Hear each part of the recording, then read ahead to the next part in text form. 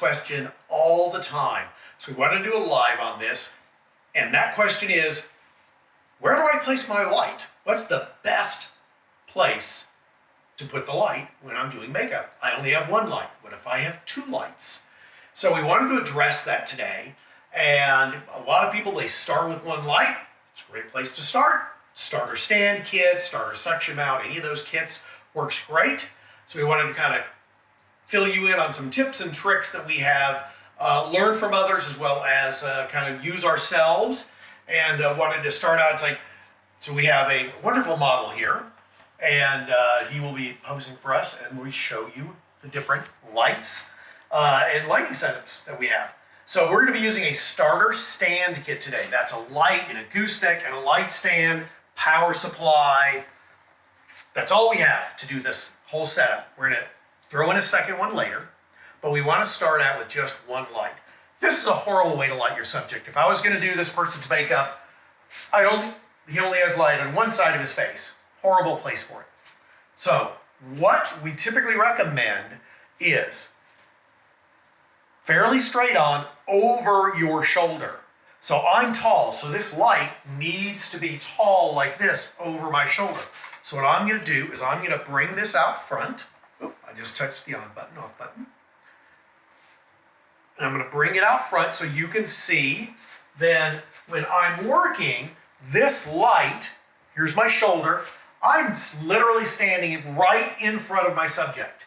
I have one light, and you can see how flat that is lit. There's a little bit just because of faces are three-dimensional. So you are going to have a little bit of shadow, like you should. Any light source is going to give you a little bit of shadow. Any slight change in facial direction changes where the shadow is. So I'm going to relieve all the shadow there, or I'm going to have no shadow there. And that's really the best, what we recommend as the best way. And you're like right in front where I was. You have a little bit of shadow right along here, and that's it. You are going to get, because your lighting is only here, and we have darkened the room a fair amount. And if I lower this light, meaning dim this light, like that's on like the dimmest setting, that may come out a little bit flatter. Did the camera auto adjust? The camera auto adjusted. So it's auto, yeah, but you can, it's dark. You can still see you're getting fall off from there. I'm going to take it all the way back up. But when your subject turns, you can see. So if you're in a dark room and you have one light, you want to balance the amount of light coming from your key light and the ambient light, because you don't want it to fall off to deep dark shadow. You want it to be somewhat of a balance. You still want this direction giving you enough light so you can see to work, but you don't want to overpower everything. It's because you want to be able to look at it and see what's going on all around. It's the big picture that really matters. You got to be able to see close up for the detail work, but then get the overall big picture as well. So, and if you're a lefty, bring the light over to the left and then have it work over your left shoulder. And now I'm getting just a little bit of shadow on this side. And your subject can always turn a little bit as well, if that helps you. Faces are three-dimensional. Everybody asks about a ring light. Ring lights produce a flat light, but only for a photograph, because you're looking through that light. It's a big light source. So then the photographers are like, man, she looks flat. How do we fix this? That's how contouring was born. They went to the makeup artist and said, how do we fix this? There's no cheek structure. There's no chin structure. Anything. How do we get the nose structure back in there? So the makeup artist went and painted all that back in. That's how they make a totally flat face have dimension. Yes, question? How high do you recommend setting the light? That depends on the environment that you're in. If you are in a dimmer room, you don't have to have it up all the way. Like I could dim this down a little bit, and I can still have a fair amount of light right here, and I'm not blackening out. Your eye is going to kind of compensate with the bright light source and the ambience in the room. Is it? I'm wondering if bridal makeup by Juliet, if she means like the height wise versus the brightness. Oh, height. I don't know. See if she lets us know. Height wise, I always recommend over your shoulder. So that way you're as close to being in front as possible. So if I stand in front, of course there's a shadow, but just slightly to the side. As long as that's over my shoulder, then you're good. How tall should the stand be? She clarified. Yeah. Enough to make the light be over your shoulder. That's the simplified answer. So you can see this light, there's my shoulder. So it's literally just coming over my shoulder to light my subject in a straight line, just like that. So now, how do I use two light kits? So we're going to put this one over to about a 45-degree angle. Then I'm going to turn this second one on. And you make sure they're about the right position, equal position on either side, aiming at the subject. Now I can stand directly in front of my subject. And you can see this, now that we are really far apart, I mean, these are, a good 4 feet apart here, the key lights. Now, because we're able to stretch that light around and wrap that light around, I'm getting more light to the side of the face, and I can work in the middle, and no matter which way they turn their physical head, I can still work. I still have bright light all the way around. And so, can I work with just one light? Absolutely. It's like somebody told me once, it's like asking a makeup artist, how many makeup palettes do they need? Can I work with just one makeup palette? Technically, yes. You can mix your own colors. You can make one palette work. But the more makeup palettes you have, the easier it's going to be. So we always recommend start with one. And if you can work great with one, how much easier is it going to be once you have two or more? Then you can get a third one for the hairdresser to do the back of the hair, that type of thing as well, and be creative with your lighting that way as well.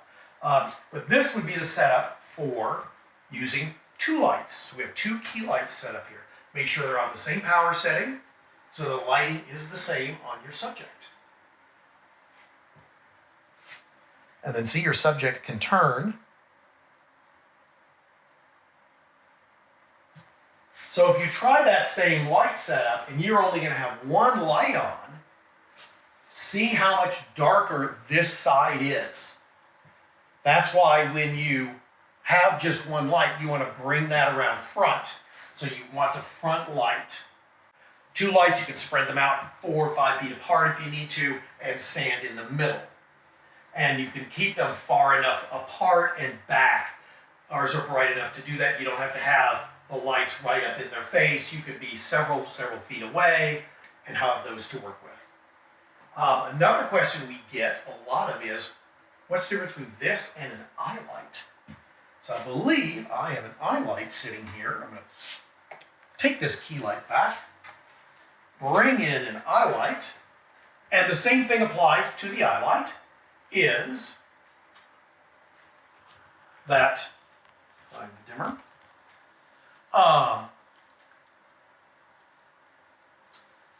I want it high enough, here's my shoulder, so it is over my shoulder. Actually bring it up just a tad more. So now I am working straight in on this guy, linear. And so this is 5 by 18 inches.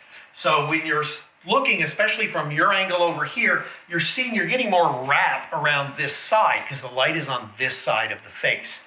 That's the advantage of an eye light and why people love to use an eye light for themselves is if I'm standing right here, and as you can see on my face, if I had this in my bathroom on my mirror, and I'm doing my makeup, how much wider that light source is, and it's going to wrap around my face a lot more. So the same thing on your client, because it's a wider light source, it's going to illuminate wider across the face. It's going to spread and wrap around that face. And yes, you can use two eye lights if you really would like to.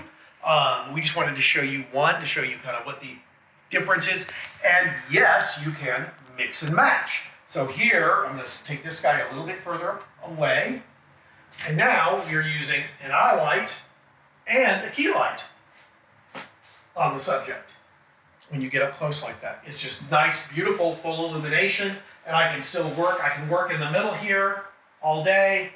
And I'm really not getting that much of a shadow on either side. And again, if I believe I am, I can always turn them one way or the other to work on their face.